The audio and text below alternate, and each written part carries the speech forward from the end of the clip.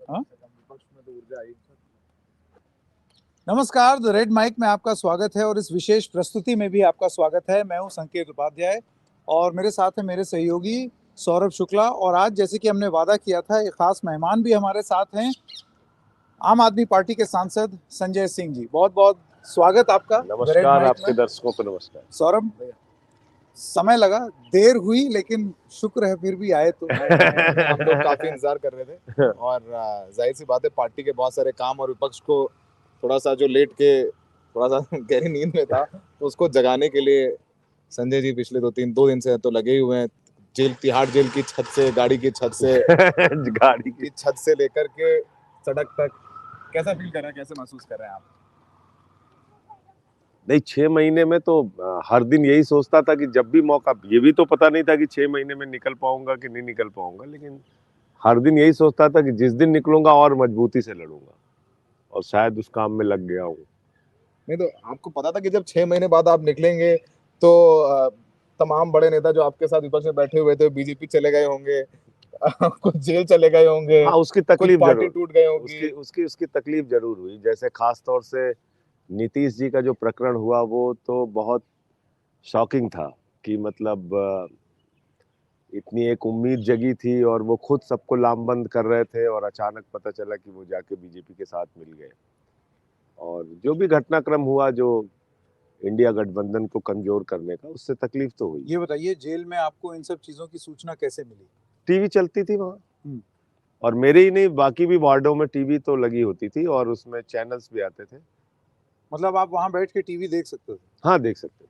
अखबार ही मिल रहे थे, अखबार चाहे जो मतलब जैसे इंग्लिश के जितने भी अखबार आप मंगवाना चाहें, हिंदी के जितने अखबार मंगवाना चाहें, तो वो लाइब्रेरी भी थी वहाँ पे, म्यूजिक का भी रूम था, वहाँ पे मल्टीपर्पज हॉल भी था, कबूतरों को दाना खिलाने के लिए भी जगह थी, खरगोश भी थे। कम लोगों को पता है, संजय जी के घर में अगर आप कभी शाम को इंटरव्यू करने जाएं तो संजय जी जो है पत्रकारों के साथ, कुछ परिवार वालों के साथ महफिल जमा लेते हैं। कैरोके का बहुत बड़ा स्पीकर भी है, तो फिर वो कैरोके वहाँ पे मिल गया किशोर कुमार वहाँ जेल में हाँ। तो उसमें भी समय देता था। वहाँ आपके साथ सुर किसने मिलाया है? मैं तो ये जानने में इच्छुक हूँ। बहुत अच्छे अच्छे गायक हैं वहाँ, ऐसा नहीं है। और पेंटर, एक से एक पेंटर, एक उमेश जी थे, कोई बोले उमेश जी थे, तो वो बहुत अच्छी पेंटिंग करते थे और गाना भी बहुत अच्छा गाते थे। ऐसे बहुत सारे लोग थे। तो इसलिए जो समय मिला उसका सदुपयोग किया। अब जब जेल में पहुंच ही गए तो परेशान होने से अच्छा है कि उस समय का सदुपयोग किया जाए। आप जब वापस आए तो आम आदमी पार्टी के मुख्यालय पर द रेड माइक की टीम, हमारी टीम, हम लोग वहाँ मौजूद थे। और वहाँ पर जो मंच जिस तरीके से लगा था, उस मंच से आपने जो जो बोला वो भी सुना, और ऐसा लगा जैसे कि आप सिर्फ आम आदमी पार्टी के कार्यकर्ताओं को ही संबोधित नहीं कर रहे हैं, समूचे विपक्ष को संबोधित कर रहे हैं, जो भी कह रहे हैं उसमें। तो क्या मैं ये मानूं कि आप जो जो वहाँ बोल रहे थे वो सिर्फ अपनी पार्टी नहीं, लेकिन जो समस्त विपक्ष, क्योंकि एक इंडिया गठबंधन जो है वो एक छितराए हुए तरीके से सब वही बात कर रहे हैं, लेकिन अभी भी आप, मुझे ऐसे लगता है, अकेले ये सब बात बोल रहे हैं। आपकी प्रेस कॉन्फ्रेंस हुई छूटने के बाद, मैं नहीं देखता हूं कि कांग्रेस पार्टी की तरफ से या और जो विपक्षी दल हैं वो बिल्कुल वही बात एको कर रहे हैं या वही चीज बोल रहे हैं। नहीं, लेकिन बोलना तो पड़ेगा ना भाई। मैंने कौन सी गलत बात कही? कानून में अगर सब बराबर है तो प्रधानमंत्री भी बराबर है, महामहिम राष्ट्रपति को छूट है, राज्यपाल को छूट है। अगर ऐसे आप फर्जी मुकदमे करके एक निर्वाचित मुख्यमंत्री को जेल में डाल रहे हैं तो प्रधानमंत्री पे भी मुकदमा हो सकता है। केरल में, तमिलनाडु में हो सकता है, बेंगलोर में, हैदराबाद में, कोलकाता में, आपने जब ये मोहाली में, रोपड़ में, कि 2 दरोगा वहां से आ जाएंगे, 5, वो मैंने सुना, लेकिन ये इसको इस तरीके से भी देखा जाता है कि संजय सिंह जो हैं वो पहले से ही बताए दिए दे रहे हैं कि ऐसा होगा। नहीं, मैं कह रहा हूँ, ये एक उदाहरण मैंने दिया कि अगर ये आपने गलत परंपरा शुरू कर दी है तो कल को मान लीजिए 5 मुकदमा आपके खिलाफ बंगाल में हो गया, वो फर्जी है, सही है, वो तो बात का विषय है ना। जांच के लिए फिर आप सहयोग कीजिए, जाइए बंगाल के थाने में। प्रधानमंत्री है तो क्या हुआ, कानून के निगाह में आप समान है। मेरा सवाल ये था कि ये आपको नहीं लगता है कि आप अकेले मुद्दा उठाते हुए दिख रहे हैं? अरविंद केजरीवाल की गिरफ्तारी के बाद रामलीला मैदान में इंडिया गठबंधन के लोग आए, लेकिन उसके बाद से ऐसे लग रहा है कि तुम अपने रास्ते हम अपने रास्ते। हाँ, एक सांकेतिक रूप से हम लोग सब साथ हैं। लेकिन ये जो वक्त है जिस समय एक तानाशाह हुकूमत इस देश के अंदर है, जो हुकूमत ये कहती है कि तुमने बहुत बड़ा भ्रष्टाचार किया हो, कोई बात नहीं, हमारे साथ आ जाओ, नहीं तो तुम्हें ईडी से पकड़वा देंगे, सीबीआई से पकड़वा देंगे। जो हुकूमत ये कहती है कि तुम बहुत अच्छा काम कर रहे हो, बिजली, पानी, शिक्षा, स्वास्थ्य पे कोई मतलब नहीं, हमें तो तुम्हें बर्खास्त करना है, हटाना है, पार्टी को तुम्हारी तोड़ना है, तुमको जेल में भेजना है। तो ऐसी ऐसी एक तानाशाह सरकार के खिलाफ लड़ने की हिम्मत तो पैदा करनी होगी। और मैं कल से बार बार ये बात कह रहा हूं कि इतिहास में आप दो तरीके से याद किए जाते हैं, बहादुर के रूप में या कायर के रूप में, और ये दोनों बात आपके खुद के हाथ में होती है कि आप किस रूप में अपने आप को चाहते हैं कि आप याद किए जाएं। तो अगर कायर के रूप में या बहादुर के रूप में, तो जो लोग आज कायरता दिखा रहे हैं, जो लोग आज ये कह रहे हैं कि साहब थोड़े से पुलिस के डर से, मुकदमे के डर से, जेल के डर से हम तो बीजेपी में शामिल हो जाएंगे, तो उनको कभी भी अच्छे रूप में नहीं याद किया जाएगा। ये जरूर तात्कालिक रूप से आप थोड़ा बहुत फायदा ले सकते हैं, लेकिन कभी भी, आज भी हम लोग वही फोटो चलाते हैं ना जो हिटलर की सभा में एक आदमी ने नमन करने से इनकार कर दिया और अपना ऐसे ही वो खड़ा रहा। तस्वीर तो इतने सालों के बाद उसी की देखते हैं ना।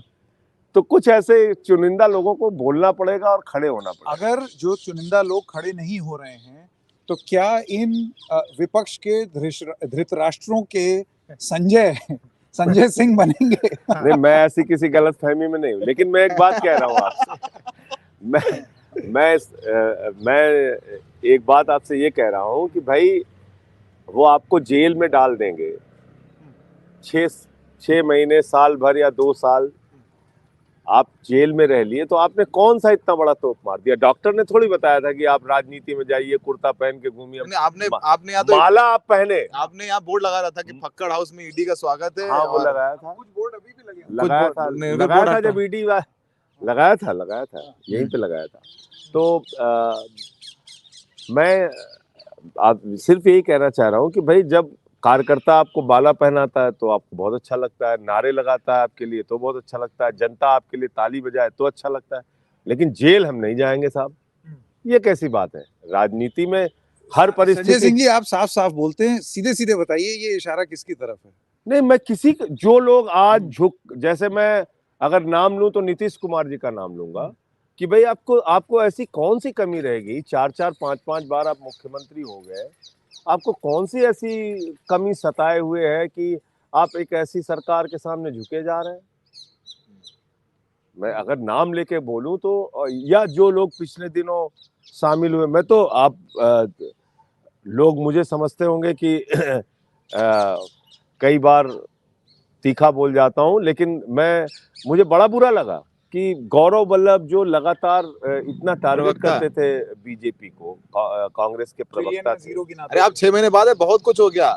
नीतीश कुमार चले गए, गौरव वल्लभ चले गए, रवनीत बिट्टू चले गए, आपके सांसद जालंधर के रिंकू चले गए, आपके सांसद, हमारे सांसद चले गए। मतलब इनके जाने के बाद तो मतलब तमाम लोग, इतने लोग चले गए। लेकिन उनकी सूचनाएं और अखबार में खबरें तो मिली जाती थी। जेल में मतलब ये कहते हैं, मतलब ये एक टाइम कहा था ना कि जेल में जो नेता जो है वो चलते रहते हैं। जेल में जो नेता है वो कैदी की तरह नहीं रहते हैं, अंदर तमाम सुविधाएं मिलती हैं।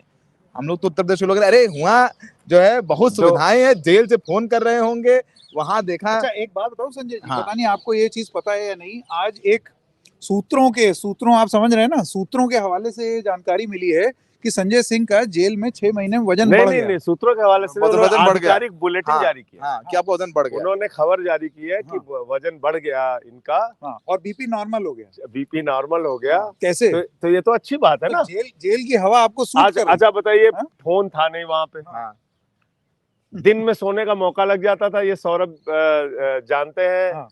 2011 से मुझे शायद दिन में सोना मेरे लिए सपना था कि भाई मैं तो रात में 2-2 बजे तक काम करता था और उसके बाद फिर सुबह 8 बजे से उठ के काम करना, तो दिन में सोने को मिल जाता था खाने के बाद।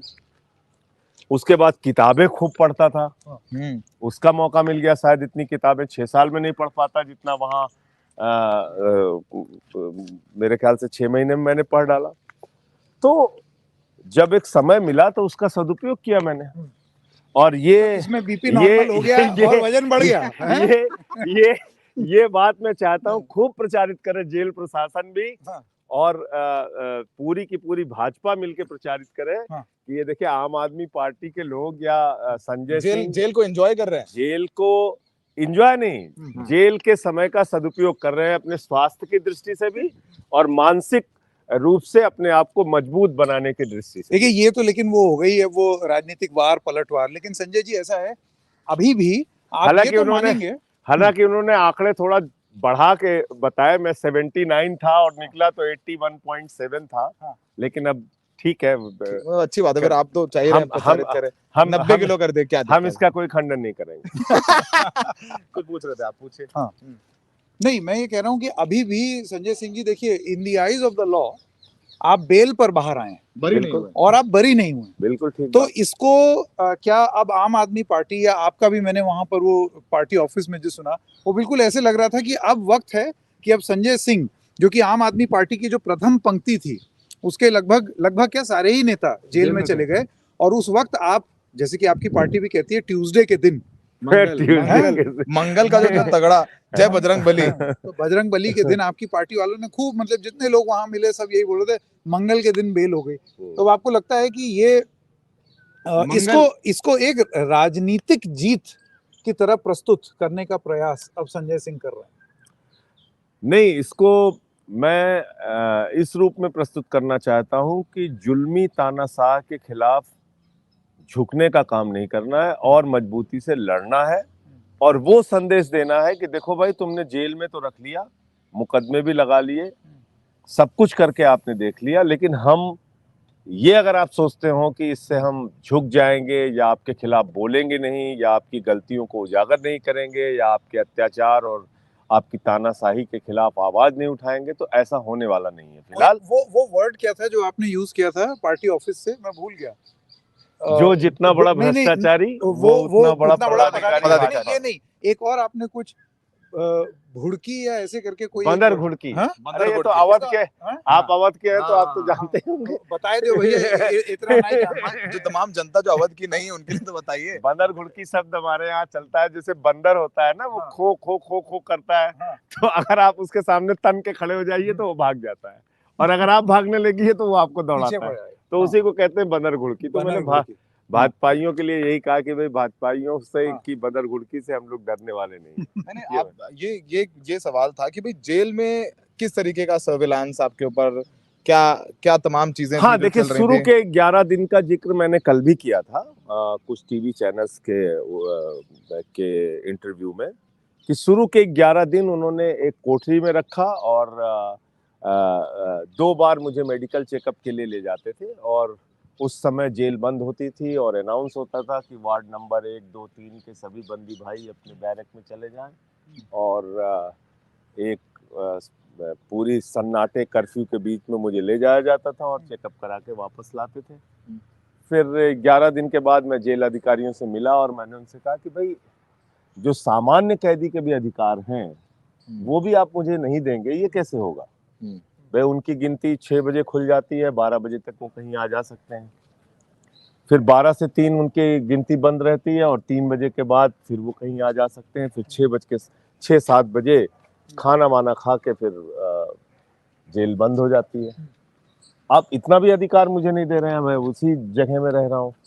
तो धीरे धीरे बहुत सारी चीजें, और जब मैं जेल में था, जब मैंने नेल्सन मंडेला जी को पढ़ा, गांधी जी को पढ़ा, भगत सिंह जी को पढ़ा, तो मैंने ये भी साथ साथ पढ़ा कि इन लोगों ने भी जो भी क्रांतिकारी जेल में रहा, तो उसने जेल में राजनीतिक बंदियों के अधिकारों की लड़ाई लड़ी। जतिन दास जी तो अनशन ही शहीद हुए अनशन करके, अनशन शुरू कर दिया था। भगत सिंह ने रोटी खाने तमाम, और मैंने इनके सौरभ जी के जिले के क्रांतिकारियों के बारे में बहुत पढ़ा। कानपुर के डॉक्टर जयदेव कपूर जी एक थे, 17 साल उन्होंने जेल में काटे, शहीद आजम भगत सिंह जी के साथी थे। और आपको पता है पहली बार चंद्रशेखर जी और भगत सिंह जी की मुलाकात कानपुर में हुई थी। कानपुर में हुई थी। तो ये सारी चीजें पढ़ के हर दिन और ऊर्जा से भर जाता था और लगता था कि यार बिल्कुल सही रास्ते पे हैं। कहीं निगरानी हो रही थी आपकी जम के जेल में। हाँ, वो तो 24 घंटे सीसीटीवी उसी कोठरी में ही लगी रहती थी। आपने बोला टॉयलेट में भी 4 दिन तक, हाँ? 4 दिन तक, और हाँ। चौथे दिन के बाद उसका एंगल चेंज किया गया। टॉयलेट में भी आपकी निगरानी हो रही थी। टॉयलेट में भी, जहाँ पे नहाने के लिए जो जगह थी, हाँ। वहां तक में तो मैंने, हुआ ये कि एक दिन मैं लीगल मुलाकात के लिए गया तो मेरी मॉनिटरिंग उस कमरे में हो रही थी, तो मैंने देखा कि ये तो मेरा कमरा है। हाँ। तो मैंने कहा कि भाई आपने ये जो जहाँ पे नहाने का स्थान है और ये वॉशरूम है, यहाँ पे आपने कमरे, ये कैमरा कैसे लगा रखा है? हाँ। तो फिर 3-4 दिन के बाद उस कैमरा हटा लिया, चेंज कराया। मतलब हटाया नहीं उन्होंने, एंगल बदल दिया। एंगल थोड़ा चेंज हाँ। किया।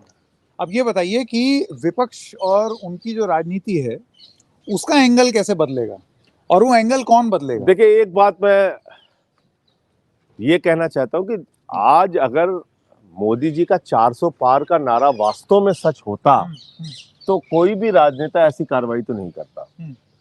जो मोदी जी कर रहे हैं कि एक निर्वाचित मुख्यमंत्री को झारखंड में गिरफ्तार कर लिया, हेमंत सोरेन को, दिल्ली में एक निर्वाचित मुख्यमंत्री को गिरफ्तार कर लिया बिना किसी सबूत के, बिना किसी आधार के, बिना किसी सिर पैर के।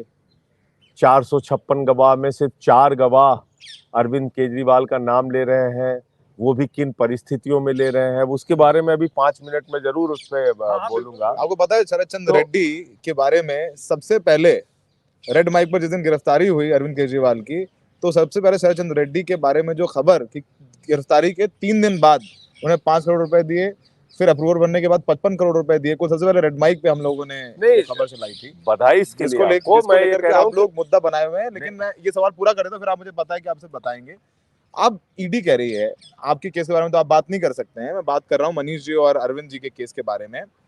ईडी ने अरविंद जी को किंगपिन बोला, केजरीवाल को ये किंगपिन है, विजय नैयर उनके मिडिलमैन थे। रेड्डी को क्या बोला? मैं आप फिर आपको पूरा वक्त दे दूंगा। ठीक। उसके बाद संजय जी कोर्ट में ये भी बोला कि जब मनोज सिंघवी जी ने दलील दी कि अरविंद केजरीवाल चुने हुए मुख्यमंत्री हैं और चुनाव से पहले उनकी गिरफ्तारी जो सेम लेवल प्लेइंग फील्ड है, आप चाहते हैं आम आदमी पार्टी को खत्म कर देने के लिए, तो उस पर ईडी ने बोला कि अगर कोई आतंकवादी स्कूल बस को बम से उड़ा दे और उसके बाद वो बोले कि उसकी गिरफ्तारी ना की जाए क्योंकि वो चुनाव लड़ रहा है, लोकसभा चुनाव है, तो वो कितना जायज है?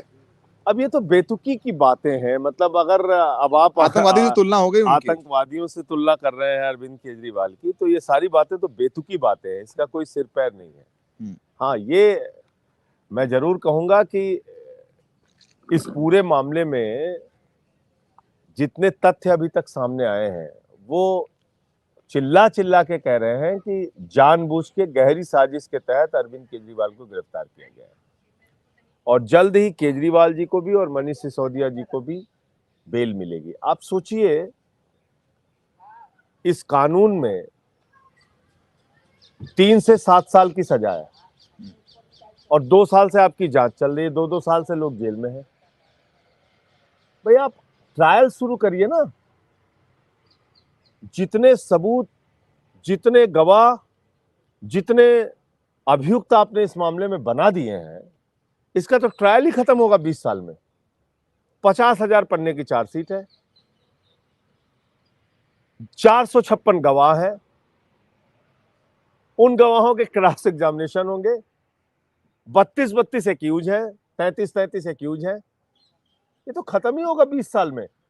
मतलब पहले आप इस केस में आरोपी हैं जो बिना सरकारी गवाह बने बेल पाए, बाकी सरकारी गवाह बन के उनकी वो सब तो आप छोड़ दीजिए, उस तो कभी सपना भी नहीं देखना चाहिए सरकारी गवाह हुआ का, वो तो बेकार की बातें हैं। बने ना भाई, राघव मैं कह रहा हूँ जो बने हम लोग नहीं, मतलब आपकी बात नहीं कर, लेकिन पहले हैं जिनको बेल मिली, मैं ये कह रहा हूँ। नहीं, और भी लोगों को बेल मिली। मैं इसके उस बात पे जा रहा हूँ कि भाई आपने इस कानून में इतनी जटिलताएं पैदा कर दी हैं कि बेल मिलना ही मुश्किल है। 45 सेक्शन 45 2018 के जो अमेंडमेंट्स हैं मोदी सरकार के, उसके कारण इस कानून में आपको जमानत मिलना एक बहुत मुश्किल का काम है, और इसी का फायदा उठा रहे हैं कि भाई इसको पकड़ो, कोई सबूत हो ना हो, आपने इनको जेल में डाल दिया। अब क्या है केजरीवाल जी का मामला? मंगुंटा रेड्डी के यहाँ 16 सितंबर को छापा पड़ता है 2022 में। 10 फरवरी 2023 को उसके बेटे को गिरफ्तार कर लेते हैं, राघव रेड्डी को, और बाप बेटे मिलाकर 16 जुलाई 2023 तक 10 स्टेटमेंट देते हैं। 8 स्टेटमेंट को अनरिलाइड अपॉन डॉक्यूमेंट्स में डाल दिया जाता है, यानी उसको छिपा लेते हैं। ईडी वाले कहते हैं साहब इन बयानों पे हमें भरोसा नहीं है। और अंतिम के जो 2 बयान हैं जिसमें उन्होंने अरविंद केजरीवाल का नाम लिया, उस पे कहते हैं हमें भरोसा, और 16 जुलाई को वो बयान देता है और 18 जुलाई को उसको बेल मिल जाती है। बताइए, ईडी का दफ्तर कोई म्यूजियम तो है नहीं, ना रद्दी के टोकरी का अड्डा है कि भाई आपने कागज इकट्ठा किया और आपने अपने दफ्तर में रख लिया। आपने अगर कोई सबूत अरविंद केजरीवाल जी के खिलाफ इकट्ठा किया है तो उनको दोषी साबित करने के लिए इकट्ठा किया है। आपकी मंशा तो यही है ना। तो आप सारे कागजात अदालत के सामने रखिए ना, आप जज तो है नहीं। अदालत तय करेगी कि भाई ये दोषी है या नहीं है, वो सारे कागजात को देखने के बाद। और आप कागजात छिपाए जा रहे हैं। ये तो मैं धन्यवाद दूंगा अपने वकीलों को कि उन्होंने जाके अदालत के सामने एप्लीकेशन लगाई कि भाई एक आरोपी के होने के नाते भी हमें ये अधिकार है कि हम ये देख सकें कि हमारे खिलाफ क्या साक्ष्य है। और जब उन्होंने जाके देखा तो जिन डॉक्यूमेंट्स को, जिन 8 बयानों को छिपाया गया था, यानी राघव रेड्डी के 6 बयान और मंगुंटा रेड्डी के 2 बयान, वो 8 बयानों में अरविंद केजरीवाल का नाम ही नहीं लिया शुरुआत के बयानों में। ये बात कोर्ट में बोली। मुझे संजय जी आपसे ये जानना है, देखिए आपके केस के बारे में बात नहीं करेंगे क्योंकि मैं जानता हूं और परिचित हूं कि आपको मना किया गया है, बेल कंडीशन है। हाँ, मैं और कानून के गलत साइड पर कोई भी नहीं रहना चाहता।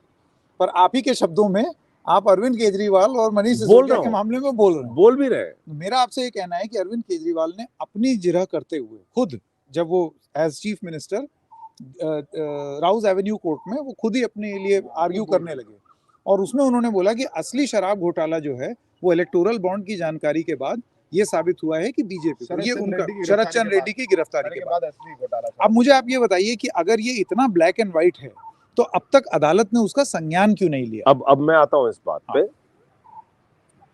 पहली बात तो ये कि जो शरद रेड्डी का मामला है, और बिल्कुल ठीक अरविंद केजरीवाल जी ने स्टेटमेंट दिया कि ईडी के जांच के बाद ही असली शराब घोटाला शुरू होता है।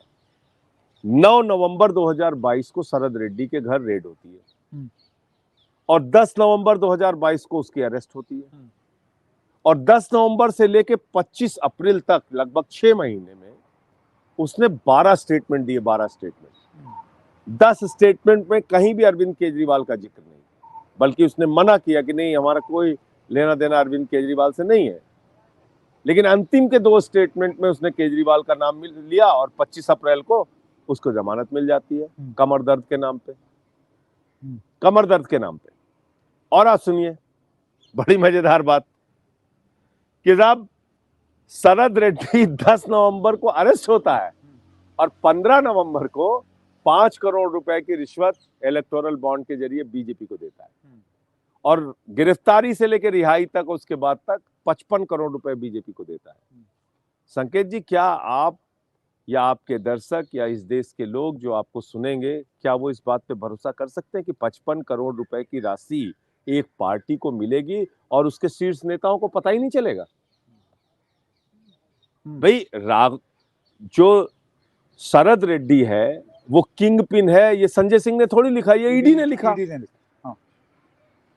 बीजेपी ने उसको किंग पिन कहा, बीजेपी ने कहा ये घोटाले में पकड़ा गया है। किंग पिन पैसा दे रहा है और किंग पिन पैसा दे रहा है, 55 करोड़ रुपए की राशि दे रहा है, तो क्या भाजपा के शीर्ष नेताओं की जानकारी के बगैर दे रहा है? ये मानेगा देश का कोई आदमी?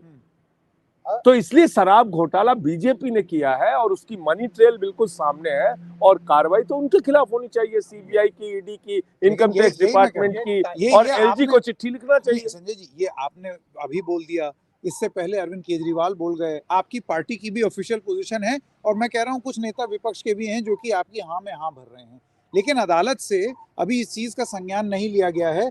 बतौर सांसद और बतौर पार्टी आपकी एक्सपेक्टेशन क्या है कि अब क्या हो? इनके खिलाफ ईडी सीबीआई की जांच हो, इनके नेताओं से पूछताछ की जाए कौन के नेता? भाई बीजेपी के शीर्ष नेताओं से। भाई हमारी तो आप कह रहे हैं कि पार्टी इनकी बंद कर दो। हाँ, पार्टी बेनिफिशियरी आम आदमी, जो पैसा मिला 45 करोड़ वो आम आदमी पार्टी कह को रहे मिला। कंपनी है, आपको पार्टी आप बना दी, बताइए आम ना। आदमी पार्टी को भी पार्टी बना तो दिया आप लगभग। भाजपा को पार्टी क्यों नहीं बना रहे हैं जिसमें मनी ट्रेल साफ साफ दिख रहा है? शराब के घोटालेबाज से, किंग पिन से आपने 55 करोड़ रुपए लिया, ये साफ साफ दिख रहा है। तो आपकी पार्टी बीजेपी क्यों नहीं बनेगी आरोपी? नहीं तो क्यों नहीं जेपी नड्डा से पूछताछ होगी, अमित शाह से पूछताछ होगी, नरेंद्र मोदी से क्यों नहीं पूछताछ होगी भाई? तो आप कह रहे हैं कि ये बीजेपी पार्टी बने, अमित शाह, जेपी नड्डा और नरेंद्र मोदी से और भी जो उनके कोषाध्यक्ष हो, जो भी शीर्ष नेतृत्व में उनके जो लोग हो जिम्मेदार पदाधिकारी, नहीं पीयूष गोयल, जो पदाधिकारी हैं उनसे पूछताछ की जाए कि पैसा कैसे आया ये, और आपको पता था कि नहीं पता था। अब राजनीतिक बात करते हैं आपसे, तो आपने केस की बात बता दी। 2000 तमाम लोग ये पूछ रहे हैं, हम लोगों ने कल भी एक बात इसमें छूट गई। हाँ बोलिए।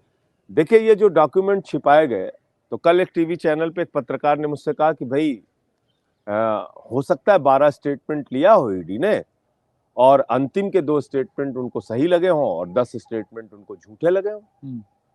तो इसमें आपको क्या आपत्ति है? हो सकता है 10 स्टेटमेंट बाप बेटे ने, मंगुंटा रेड्डी और राघव रेड्डी ने दिया, उनके 8 स्टेटमेंट गलत हों और अंतिम के 2 सही हो। इसमें आपको क्या आपत्ति है? लेकिन आपत्ति है सेक्शन 50 पीएमएलए में। ये भी जानना जरूरी है आपके दर्शकों के लिए। सेक्शन 50 पीएमएलए ये कहता है कि आप झूठे बयान दे नहीं सकते। 164 के बयान का जितना महत्व है, यानी कि मजिस्ट्रेट के सामने दिए गए बयान का जितना महत्व है, उतना ही महत्व सेक्शन 50 में पीएमएलए में दिए गए बयान का है। और जब भी आपको बुलाया जाता है ईडी के सामने, तो ईडी का अधिकारी आपको बताता है कि सेक्शन 50 पीएमएलए में अगर झूठा बयान तुमने दिया तो तुम्हारे खिलाफ कार्रवाई हो सकती है। तो हमने कहा कि भाई सेक्शन 50 पीएमएलए में आप झूठा बयान दे ही नहीं सकते।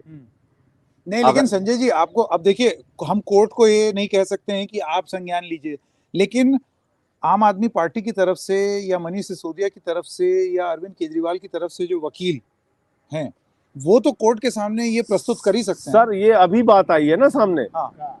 ये तो मार्च में सेक्शन 50 की बात नहीं 207 की कार्रवाई, 207 की कार्रवाई, यानी कि कोर्ट का आदेश जो हमें मिला कि भाई हमारे वकीलों को कि भाई जाके आप कागजों की जांच कर सकते हैं, ये तो मार्च के महीने में मिला ना, इसी मार्च में।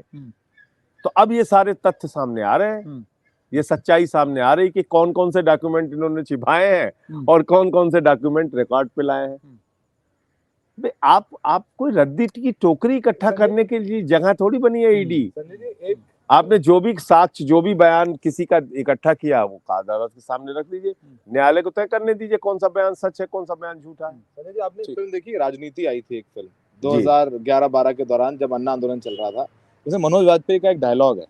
मनोज वाजपेयी कहता है कि राजनीति में कुछ मुर्दों को दफनाया नहीं जाता है, उनको रखा जाता है कि समय आने पर दरवाजा खोल दिया जाए और बोला जाए। तो मतलब अब तो वैसे विपक्ष में मुझे टिप्पणी नहीं करनी चाहिए, बहुत सारी बातें, लेकिन मेरा ये डायलॉग इसलिए बोल रहा हूँ क्योंकि ये तमाम बातें, आप लोगों के पास कोई तुरुप का इक्का है अभी चुनाव में? क्योंकि वो दौर था अन्ना आंदोलन का, जो ऐसा लगता था कि जो भ्रष्टाचार के खिलाफ आप लोगों ने बिगुल छेड़ा था, तो ऐसा लोगों को तकलीफ हो रही थी, लग रहा था मतलब सोनिया गांधी ने, मनमोहन सिंह ने लोगों की जेब से जाकर पैसे निकाल लिए हैं और मतलब वो इतना बुरा फील कर रहे थे। लेकिन वो सेंटिमेंट आप कह रहे हैं कि आपने भ्रष्टाचार नहीं किया, उसमें 2G में सब एक्विटल हो गए, सब छूट गए, बरी हो गए, उसमें आप लोगों ने उठाया था आंदोलन। आज चलिए वो राजनीतिक मजबूरियां हो सकती हैं कि आप लोग अपने साथ में हैं, लेकिन क्या वो इलेक्टोरल बॉन्ड्स का चंदा या भ्रष्टाचार आप लोग कह रहे हैं, पूरा विपक्ष कह रहा है, क्या वो लोगों में सेंटिमेंट है कि वो जाकर के उस तरीके से प्रदर्शन करें? देखिए राजनीति में कई बार तात्कालिक रूप से कोई मुद्दा बन जाता है, जैसे बोफोर्स का मुद्दा बना और ये 2G का मुद्दा बना, और कई बार मुद्दा बनने में समय लगता है। लेकिन जो खुली तस्वीर देश के सामने दिख रही है कि भाई जिसके ऊपर खुद प्रधानमंत्री 70,000 करोड़ के घोटाले का आरोप लगा रहे हैं अजीत पवार को, उसी को वित्त मंत्री बना रहे हैं, डिप्टी चीफ मिनिस्टर बना रहे हैं। जिसके ऊपर खुद इनकी पार्टी वाटर घोटाले का आरोप लगा रही है, हेमंत बिस्व शर्मा को मुख्यमंत्री बना रहे हैं। नारायण राणे पे आरोप लगा रहे हैं, उनको केंद्र का मंत्री बना रहे हैं। छगन भुजबल, हसन मुश्रीफ, जनार्दन रेड्डी, शुभेंदु अधिकारी, मुकुल राय, कितने नाम लूं? तो मैंने तो कहा कि मोदी जी का नारा है कि एक भी भ्रष्टाचारी को नहीं छोड़ूंगा, पूरब से लेके पश्चिम तक, उत्तर से लेके दक्षिण तक सारे भ्रष्टाचारियों को बीजेपी में शामिल करूंगा। तो सर कर रहे इसके हैं। खिलाफ आप लोग बोल रहे हैं, तो मैं जनता में आक्रोश नजर क्यों नहीं आ रहा है? जनता में आक्रोश कई बार जगाने में टाइम लगता है। कोई 4 बजे सो के उठता है, कोई 8 बजे सो के उठता है। अब आप आए हैं बाहर, अब आप बाहर आए हैं। वैसे भी उस दिन बोला बॉक्सर विजेंद्र से, किसी ने पूछा कि कल आपने राहुल गांधी का ट्वीट किया था और सुबह आप बीजेपी में शामिल हो गए, तो कह रहे हैं मैं फिर वो असल में मैंने रात में ट्वीट किया और मैं सोया और सुबह उठा तो मुझे लगा नहीं बीजेपी पार्टी तो मैं बदल गया, मेरा मूड बदल गया। नहीं, मैं समझता हूँ कि इंसान को अपनी जिंदगी में कुछ किरदार होना चाहिए। मतलब ये सब फालतू की बातें हैं। ऐसे आप अपनी अहमियत को कम करते हैं लोगों के सामने। हम तो किरदार वाले दोनों लोग। नहीं, मैं आपके दोनों की बात नहीं कर रहा हूँ। मैं जो जिस व्यक्ति की आप बात कर रहे हैं, मैं उनकी बात कर रहा हूँ। मैं उनकी बात कर रहा हूँ। आदमी का खुद का कोई किरदार तो होना चाहिए ना भाई। अगर आपने कोई फैसला लिया है, किसी पार्टी से चुनाव लड़ चुके हैं, और देखिए वफादारी भी एक चीज है ना। वफादारी और गद्दारी दो चीजें हैं, कायरता और बहादुरी 2 चीजें हैं। तो आपको किस पार्टी में शामिल होना है, और बीजेपी आपको अच्छी पार्टी लगती है किस कारण से, मुझे तो नहीं समझ में आ रहा। तो विपक्ष का कैंपेन क्या संजय जी? आप तो चलिए बाहर आ गए, अब आप शराब घोटाले की बात कर रहे हैं, उसको केस में है, वो कोर्ट तय करेगा। और ये जानबूझ के विपक्ष का सवाल आपसे इसलिए पूछा जा रहा है क्योंकि अब आप सिर्फ आम आदमी पार्टी नहीं है, इंडिया गठबंधन अब आप में हैं। इंडिया गठबंधन का एक ठीक अहम बात हिस्सा है, हैं ठीक और बात है। आप ही की पार्टी की अगुवाई में रामलीला मैदान में पूरा इंडिया समूचा गठबंधन। विपक्ष एक ठीक बात है। हाँ। मैं तो यही कहूंगा कि भाई ये छोटे छोटे समझौतों के चक्कर में नहीं पड़ना चाहिए। जो जिस पार्टी में है उसी पार्टी में रहिए और मजबूती से बीजेपी का मुकाबला कीजिए, इनकी तानाशाही का मुकाबला कीजिए। और ऐसे होता क्या है कि लोगों के विश्वास को भी चोट पहुंचती है। संजय जी, विपक्ष का कैंपेन क्या है, प्रचार कैंपेन के लिए मेरा मानना है कि इंडिया गठबंधन का एक कॉमन मिनिमम प्रोग्राम होना चाहिए, जिसमें 10 मुद्दे या 20 मुद्दे या कुछ एक कार्यक्रम की ये हमारी सरकार बनती है तो हम इन चीजों को तो जरूर लागू करेंगे, उसकी सहमति बना के और प्रचार करना। अब जैसे मैं आपको एक उदाहरण दे दूं, अभी आपने ये बात बोल दी, उस दिन रामलीला मैदान के मंच पर सुनीता केजरीवाल जी ने जेल से अरविंद केजरीवाल जी के 6 उन्होंने बोला मंच से कि ये 6 गारंटी, बिजली मुफ्त, अच्छे मल्टी स्पेशलिटी हॉस्पिटल बनवाएंगे, ये सारी चीजें बोली। मुझे नहीं लगता विपक्ष में और जितने भी दल हैं उनकी तरफ से ऐसा हुआ हो कि हाँ आई एग्री। डिनायल भी नहीं आया, लेकिन एग्रीमेंट भी नहीं हुआ। कांग्रेस ने कल अपना मैनिफेस्टो भी जारी कर दिया। तो अभी भी आप लोग अलग अलग दिखते हैं, इसीलिए शुरुआत में ही संजय जी मेरा सवाल ये, मैं मानता हूं कि अगर आपका मेलजोल इतने लंबे समय तक नहीं रहा है और मेलजोल बनाने की कोशिश आप करते हैं तो उसमें टाइम लगता है। लेकिन ये अच्छा होगा कि अगर इंडिया गठबंधन एक सहमति बनाए कुछ मुद्दों पे कि भाई हम ये सारे काम सरकार में आने पे जरूर करेंगे। ये आप हिदायत किसको दे रहे हैं संजय जी? पूरे इंडिया गठबंधन को और उसकी लीडरशिप को। लीडरशिप कौन है? लीडरशिप अलग अलग दलों के जो नेता हैं वही लीडरशिप तो लीडर तो एक ही होता है ना, तभी उसका नाम लीडर है। नहीं, लेकिन जब अगुवाई कौन कर रहा है? वो संजय सिंह अगुवाई करेंगे? जब नहीं, हम कहाँ, हम तो बहुत छोटे हैं इस मामले में। अरे आप तो 6 महीने जेल काटा है। अब तो वैसे आपका बड़े बड़े नेता हैं। नहीं, अब 6 महीने जेल काट के आए हैं। अब आपका देखिए, माने ना माने संजय सिंह का कद है विपक्ष में बड़ा है। अब मनीष जी आएंगे तो वो ज्यादा जेल काट के आएंगे, जो ज्यादा जेल काट के आ रहा है उसका कद ज्यादा बड़ा। अच्छा, मैं आपसे ये जानना चाहता हूँ, 2011 का वो दौर रामलीला मैदान हमने भी बहुत कवर किया, और संजय जी उस समय जिनकी छत्रोछाया में वो इंडिया अगेंस्ट करप्शन का मूवमेंट चला, अन्ना हजारे, उन्होंने रालेगांव सिद्धि से ये बोला कि अरविंद केजरीवाल की गिरफ्तारी के बाद कि इन्होंने शराब के लिए जो किया है वो बहुत ही गलत किया है, जो किया है वो उसका भुगत रहे हैं। आप ये समझिए कि उस समय रोल मॉडल हुआ करते थे अन्ना हजारे, ये क्या हुआ? आज वो साथ नहीं। तो मुझे यही इस पर कहना है कि अन्ना जी की बात पे कभी भी हम लोगों ने ना तो उनके बारे में कोई टिप्पणी की है और ना ही करूंगा, क्योंकि हमने शुरू से उनका सम्मान किया और जब भी उन्होंने कभी भी कोई बयान दिया उसके खिलाफ हमने एक शब्द नहीं बोला। ठीक है, उन्होंने जो कहा है ठीक है। अब मैं आपसे ये सवाल पूछना चाहता हूँ कि बीजेपी जो है उसने आपका शराब घोटाला, जिसको आप कथित शराब घोटाला कहते हैं, उसका एक नेशनल इशू की तरह वो सामने प्रस्तुत हुआ, उसकी कार्रवाई प्रस्तुत हुई, आप लोगों की गिरफ्तारी प्रस्तुत हुई, और गिरफ्तारी बड़ी चीज होती है। जैसे कि आप ही ने अपनी प्रेस कॉन्फ्रेंस में आरोप लगाया कि जहां इलेक्टोरल बॉन्ड का डेटा आया सामने, उसी दिन अरविंद केजरीवाल की उसके कुछ गिरफ्तारी हो गई, उस एक घंटे कुछ बाद। घंटों में नहीं, गिरफ्तारी। घंटे तो हाँ, आप बहुत ज्यादा बोल 7 बजे अपलोड 6:50 पे अपलोड हुआ और 7:14 पे ईडी ईडी उनके घर पे मुख्यमंत्री पहुंच के गई। घर पे पहुंच गई और हाँ। 2.5 घंटे की पूछताछ में वो गिरफ्तार कर लिए हाँ, गए और सारा इशू डाइवर्ट हो गया। नहीं तो 6:50 की डिटेल आने के बाद देश में चर्चा ये हो रही होती कि शराब घोटाला बीजेपी ने किया।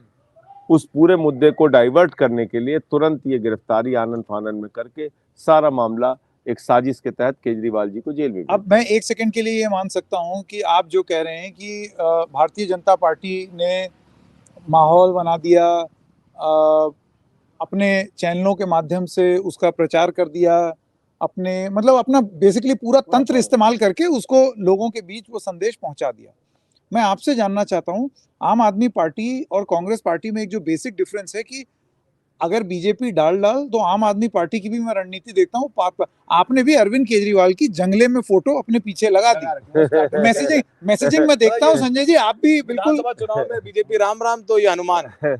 तो देखिए, ऐसा है कि माहौल राजनीति में माहौल बनाने वाली बात। राजनीति में माहौल बना के रखना ही चाहिए।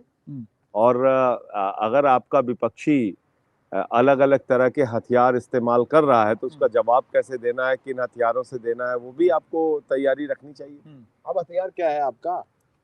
हमारा हथियार है जो आज की समस्याएं हैं सामने, अग्निवीर योजना है, महंगाई है, बेरोजगारी है, 2 करोड़ नौकरी कहाँ है? 10 साल में तो 20 करोड़ नौकरी मिलनी चाहिए थी, मिल गई 20 करोड़ नौकरी। दिल्ली में होर्डिंग देखे होंगे, बीजेपी ने लगवाए हुए हैं, वो कहते हैं भ्रष्टाचारी बचाओ और मोदी जी कहते हैं भ्रष्टाचारी हटाओ। तो उसमें जो एक कैरिकेचर है वो अरविंद जी का भी वो है, मैंने मफलर पहने उसमें अखिलेश जी की लाल टोपी है, ममता जी दिख रही हैं, तो थोड़ा ऐसे तो ऐसा है ना कि मैंने पिसिंग और मिक्सिंग वाला तो उस दिन सुना ही दिया था ना। सुना दीजिए। हाँ, मैंने सुना था। वो नहीं, जिसको चक्की पिसिंग कह रहे थे, बाद में उसी अजीत पवार को मिक्सिंग कहने लगे। तो भाई अजीत पवार के लिए इन्होंने कहा था कि ये चक्की पिसिंग करेगा, बाद में उसके लिए फिर इन्होंने मिक्सिंग कर दिया। तो ये समस्या है। तो इसलिए बीजेपी को कम से कम भ्रष्टाचार के खिलाफ बोलने का मेरे हिसाब से तो कोई अधिकार नहीं है। बीजेपी वो पार्टी है, भ्रष्टाचार के खिलाफ बोलती है तो लगता है ओसामा बिन लादेन जो है वो अहिंसा पे उपदेश दे रहा है। और ये बात मैं क्यों कह रहा हूँ ये सुन लीजिए आप। 15 लाख करोड़ रुपए पूंजीपतियों का किसने माफ किया? इसी सरकार ने। नोटबंदी का घोटाला किसने किया? इसी सरकार ने। एक ही व्यक्ति को हिंदुस्तान की सारी संपत्ति सौंपने का काम किसने किया? इसी सरकार ने।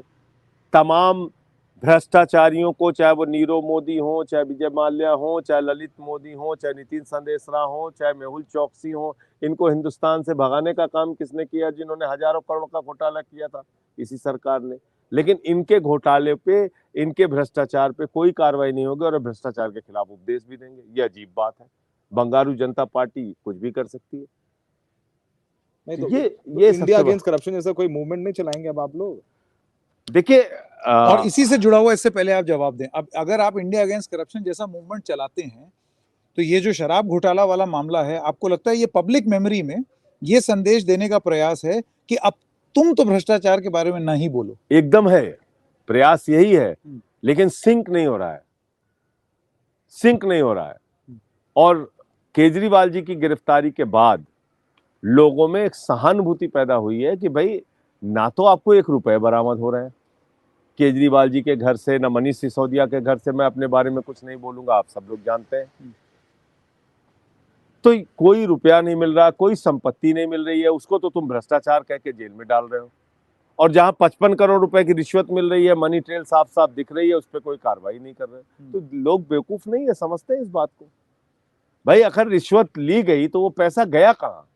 आसमान में चला गया, जमीन ने निगल लिया, कहाँ गया वो? पर संजय जी, ये तो पॉलिटिकल आर्गुमेंट है।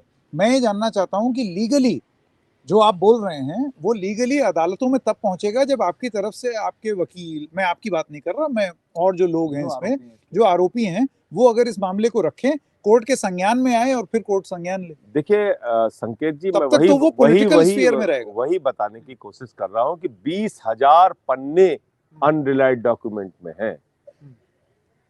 20,000 पन्ने।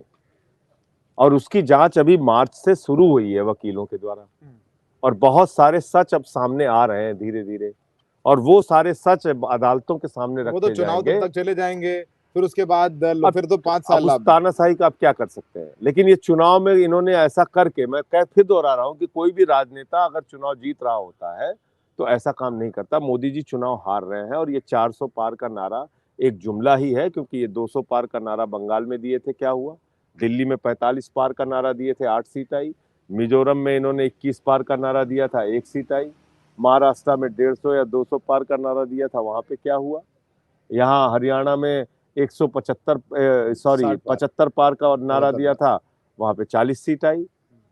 तो ये इनके नारों के चक्कर में नहीं फंसना है, और जनता भी नहीं फंस रही है, इसीलिए ये इस तरह की कार्रवाई हताशा में कर रहे हैं कि कांग्रेस पार्टी का खाता सीज कर दो, झारखंड के मुख्यमंत्री को जेल में डाल दो, दिल्ली के मुख्यमंत्री को जेल में डाल दो, बीजेन की बेटी को आपने नोटिस भेज दिया।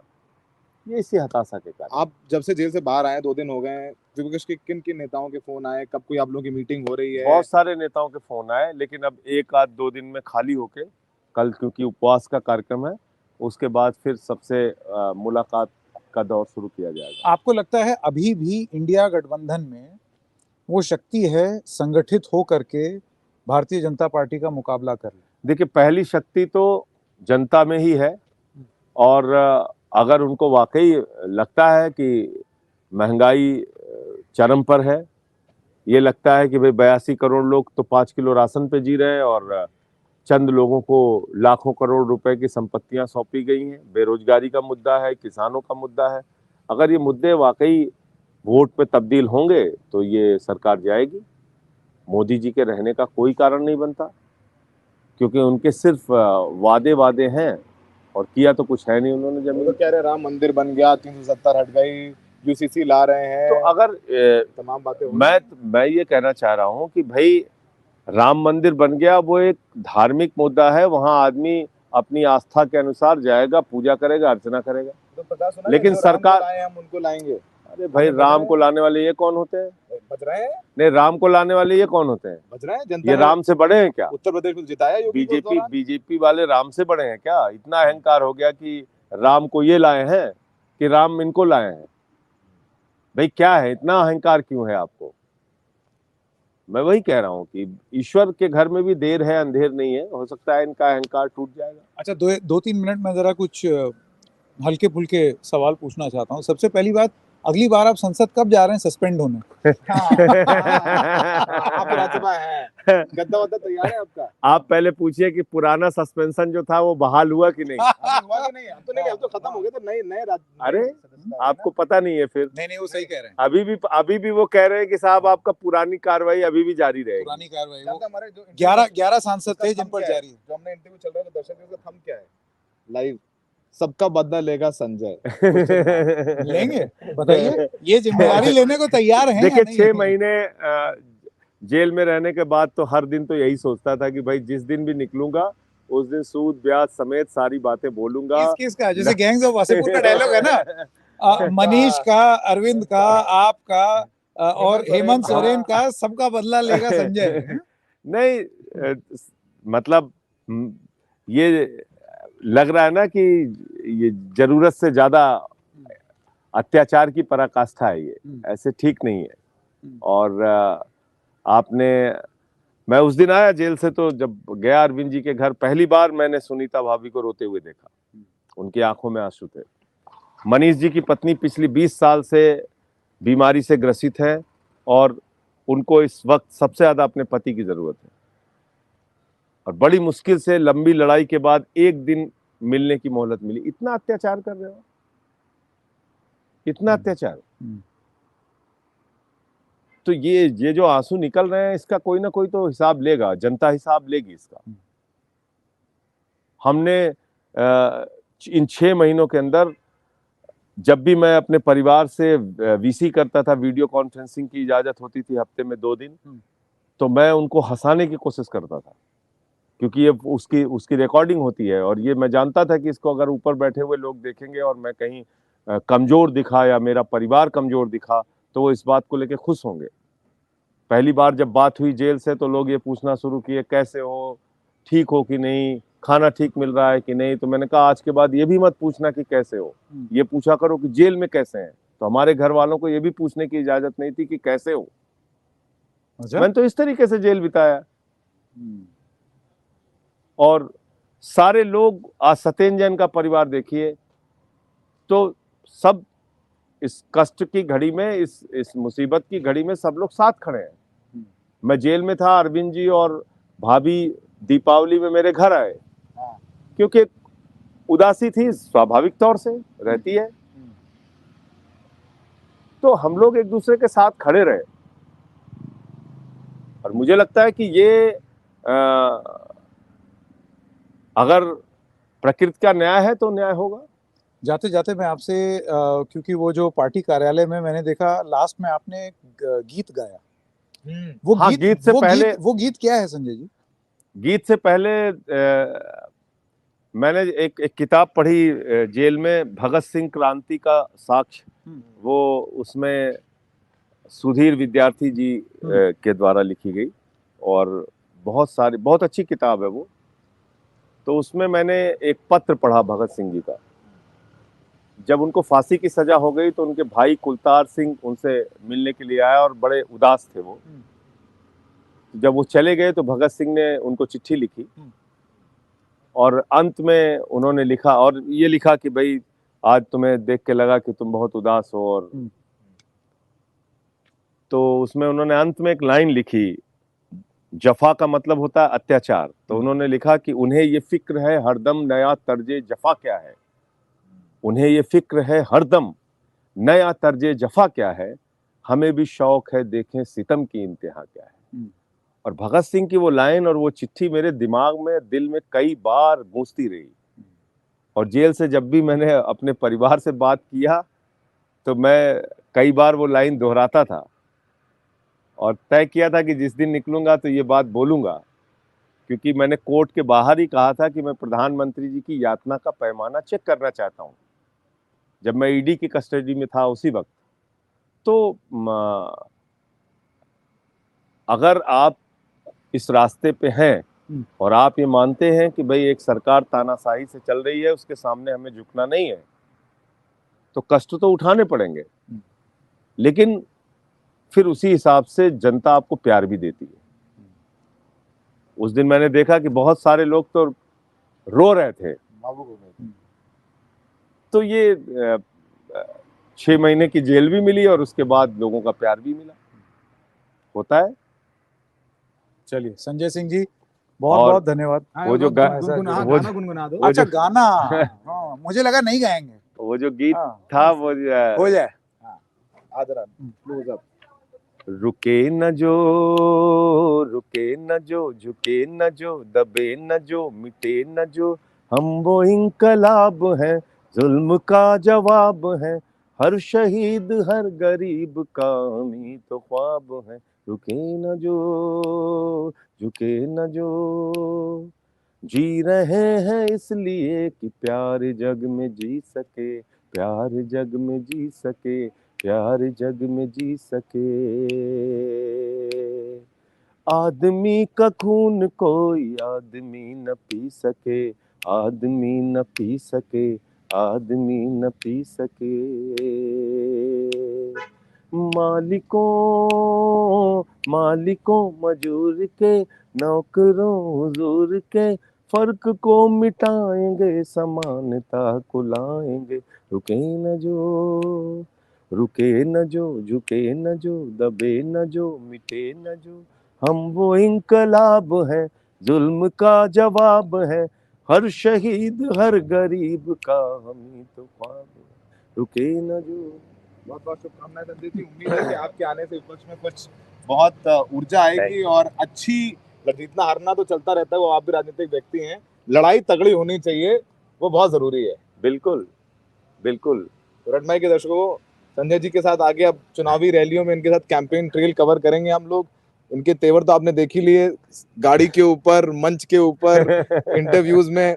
तो आप देखते हैं कि जब अरविंद केजरीवाल, मनीष जी और पहली पंक्ति जेल में थी और वो बाहर आ गए हैं, आप देखते हैं कि क्या माहौल बनता है बाकी जनता जनार्दन है, 4 जून को पता चल जाएगा कि क्या बिल्कुल। नतीजा है। बहुत बहुत धन्यवाद संजय सिंह, थैंक यू।